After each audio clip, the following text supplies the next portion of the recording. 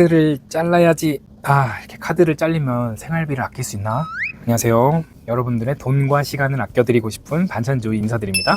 여러분, 한 달 생활하시면서 생활비 너무 빨리 떨어져서 고민이신가요? 카드 청구서가 나오기도 전에 방심할 때마다 소비한 것들이 쌓여서 한도 초과로 스트레스 받은 적 있으신가요? 그리고 혹시 절약해야 될 걸 알면서도 실천 못 하시는 게 많으신가요? 아무래도 적절한 계획과 방법 없이 생활하고 돈을 쓰다 보니 일정한 월급을 최대한 효율적으로 잘 사용하는 게 중요한데요.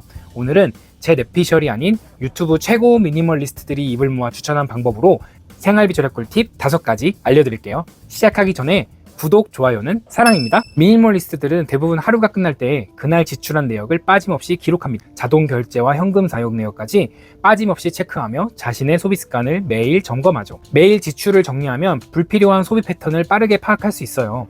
예를 들면 커피값이 이렇게 많았나?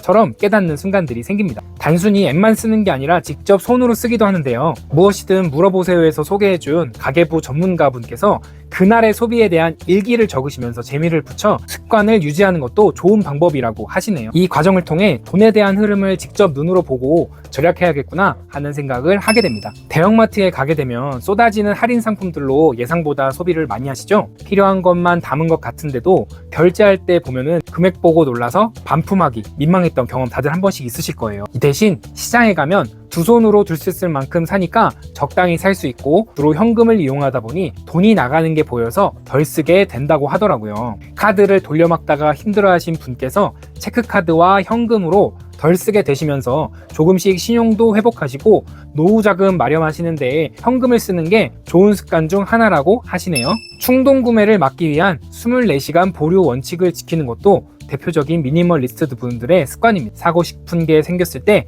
바로 사는 대신 24시간 동안 보류해두고 다음날 다시 생각해 보는 거죠. 이렇게 시간을 두면 정말 필요한가? 라는 질문에 대한 답이 명확해집니다. 대부분 다음날이 되면 욕구가 사라지거나 우선순위에서 밀리게 되거든요. 24시간이 너무 기신 분들은 더도 말고 덜도 말고 딱 3번만 생각해 보는 것도 큰 도움이 되는데요. 저도 20살 초반에 생활비를 직접 벌여서 학교 생활을 했었는데요.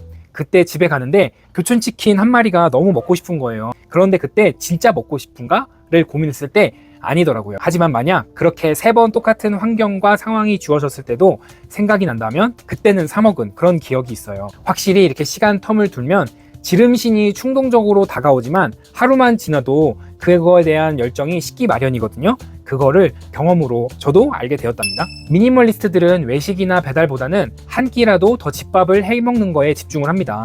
꼭 거창한 요리가 아니더라도 간단한 재료로 직접 식사를 준비하면 돈도 절약되고 건강도 챙길 수 있죠. 특히 하루에 한 끼만이라도 집에서 해 먹거나 집밥을 먹으면 한 달 식비가 눈에 띄게 줄어듭니다.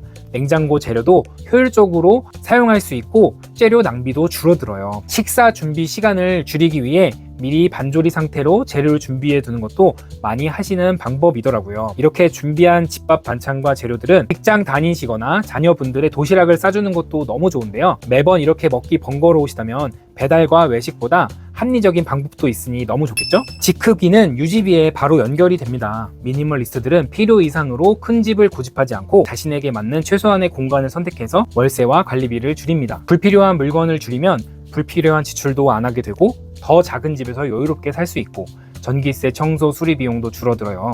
특히 혼자 사시는 경우에는 1.5룸이나 원룸으로도 충분한 경우가 많죠. 공간을 줄이는 건 불편함이 아니라 지출 줄이기의 핵심 전략입니다.